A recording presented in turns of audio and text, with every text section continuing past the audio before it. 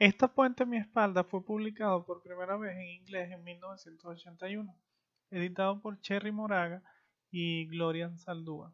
En 1988 sale la primera edición en español, editado por Cherry Moraga y Ana Castellano.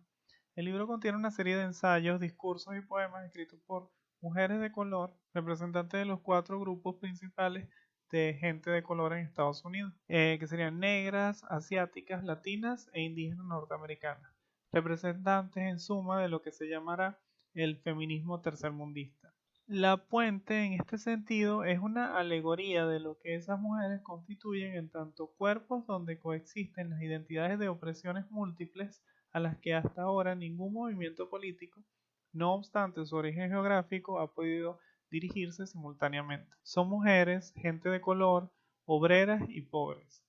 Sus planteamientos no abogan por un progresismo evolucionista o la superación asimilacionista de sus razas y culturas para asumir una identidad moderna ajustada a la lógica de la democracia liberal. En cambio, sin apartarse de la afirmación de sus diferencias, se oponen al sexismo y la homofobia de sus culturas tradicionales y su intervención en las instituciones políticas de la izquierda ortodoxa que impone una jerarquización de las opresiones. En palabras de Ansaldúa, en tanto la cultura blanca y su propia raza le niega un lugar en su universo, entre ellas y entre otras, dice, yo constituyo mi propio universo, el mundo zurdo. Para Lord, la afirmación de la diferencia es la verdadera fuente de polaridades necesarias donde nuestra creatividad puede chispear como dialéctica.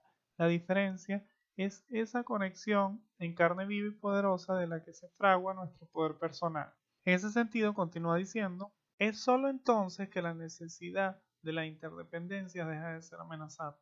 Solo dentro de esa interdependencia de esfuerzos diferentes, reconocidos e iguales, es que se puede engendrar el poder para buscar nuevas maneras de activamente ser, tanto como el valor y el sostenimiento para actuar donde no hay cédula. Dicen Saldúa, me fragmentarán y a cada pequeño pedazo le pondrán una etiqueta. Y frente a eso se preguntan, ¿me dices que mi nombre es la ambivalencia? Piensa en mí como Shiva, responde, con un cuerpo de muchos brazos y piernas. El libro no pretende ser una unidad de la cual se construya teoría sociológica y política. Al contrario, es un dispositivo en sí mismo que dando voz a esas mujeres genera un espacio de real interseccionalidad, lugar donde se cruzan distintas opresiones, distintos mecanismos de racialización y subalternización, distintas tecnologías de producción de subjetividad. Así, señala Moraga, que las mujeres de color no tienen que escoger entre sus identidades. Al contrario, el verdadero potencial de un movimiento revolucionario estaría en la incorporación de todas ellas. En otro lugar del libro dice Nelly Wong, cuando crecía me sentía sucia, creía que Dios hizo a la gente blanca limpia, y no importaba cuánto me bañara, no podía cambiar, no podía mudar mi piel en el agua gris. Yo sé ahora que alguna vez deseé ser blanca. El contraste entre los textos de Ansaldúa y Moraga, coeditoras de la edición original en inglés, dan cuenta de las diferentes formas de racialización que intervienen en la construcción de los sujetos subalternos y en particular en el caso de las mujeres. Soy una chica güera vuelta morena por el color de sangre de mi madre, dice Moraga. El parentesco aparece entonces como el anclaje desde el que se produce una posición determinada en la estructura social y en la jerarquía racial. Yo fui educada, continúa diciendo más adelante, pero más que eso yo era la güera, la de la piel clara, nacida con las facciones de mi madre chicana pero con la piel de mi padre anglo. La vida sería fácil para mí. En la medida en que la racialización no remite meramente al color de piel, ser güera no es suficiente y muestra los diferentes mecanismos de blanqueamiento a los que fue expuesta y a los que ella misma se expuso. Siendo una familia chicana, generar una distinción discursiva frente a los mexicanos de ingresos bajos, llamándolos braceros o espaldas mojadas, también funcionaba como un mecanismo de diferenciación. La protección de la madre en particular se convierte entonces en un deseo de anglizar a su prole para así garantizarle la inserción al mundo blanco como sinónimo de un futuro mejor.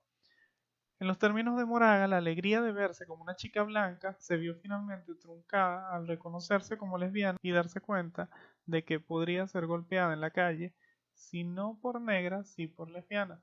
El reconocerse como parte de otra categoría oprimida se volvió un lugar de intersección desde donde podía entender la necesidad de solidaridad y la posibilidad de un contacto auténtico, no jerárquico, entre grupos oprimidos.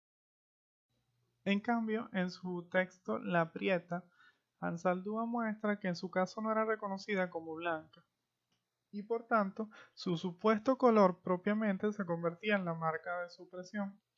Pero como en Moraga la racialización era atenuada por la dimensión cultural. Así dice, lo que me faltaba de blancura tenía en inteligencia. La educación formal es otra vez el mecanismo de ascenso social y blanqueamiento por excelencia. Y la tensión se hace evidente en la medida que esa misma educación que le permite insertarse en el mundo blanco que la excluía también era el recurso a través del que podía enunciarse como sujeto, articulando su lengua con el ámbito académico y la potencia del discurso.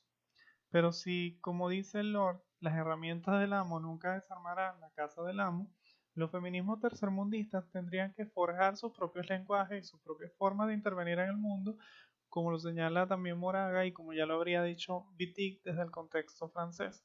Por otra parte, en el texto de Mitsuye Yamada se muestra cómo la racialidad para las asiático-americanas se hace invisible en tanto opresión en la medida que se les asume como una minoría visible. Así se naturalizan ciertas posiciones estructurales a través de estereotipos que no siempre son directamente negativos. Vemos cómo la reproducción de las jerarquías sociales no apelan necesariamente a rasgos fijados de manera permanente, como el fenotipo o el color de piel considerado como atributo supuestamente natural. Finalmente, lo que propone el libro es hacer visibles las opresiones implicadas en las diferentes formas de adscripción identitaria, pero no como elementos yuxtapuestos, separables o jerarquizables, sino como dimensiones cruzadas que producen también formas determinadas de subalternización precisamente en ese cruce.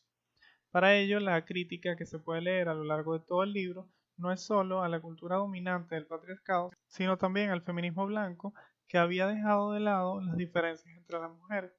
Por eso la interpelación de Lord a las intelectuales feministas blancas: ¿qué hacen ustedes con el hecho de que las mujeres que limpian sus casas y cuidan a sus hijos mientras que ustedes asisten a conferencias sobre la teoría feminista son en su mayoría pobres y mujeres tercermundistas?